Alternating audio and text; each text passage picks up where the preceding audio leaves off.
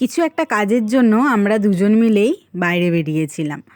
তো চার্চের পাশ থেকে আসার সময় মনে হলো একটুখানি ফুচকা খেয়ে আসি।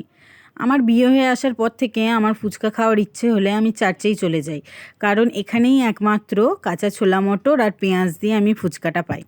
ফুচকাতে পেঁয়াজ না হলেও আমার চলবে, কিন্তু কাঁচা ছোলা না হলে আমার মোটে চলবে না। সেই জন্য আমি শুধুমাত্র এখানেই আসি। আর এখানে আসলে আমরা এই দিদির কাছেই ফুচকা খেয়ে থাকি। দিদির হাজব্যান্ড যখন বেঁচে ছিলেন তখনও আমরা এখানেই এসে ফুচকা খেতাম, আর এখনও আমরা দিদির কাছেই ফুচকা খাই। দিদি তখন বসতেন না, তো এখন দিদিই বসেন।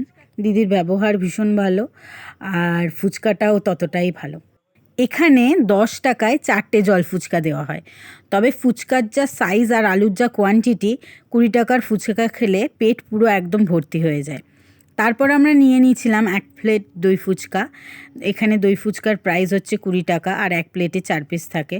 25শে ডিসেম্বর চলে এসেছে, এবার কদিনের মধ্যেই আমাদের ব্যান্ডেল চার্চ সুন্দরভাবে সেজে উঠবে। 25শে ডিসেম্বরে আপনারা কারা কারা আসছেন ব্যান্ডেল চার্চে অবশ্যই কিন্তু কমেন্টে জানাবেন।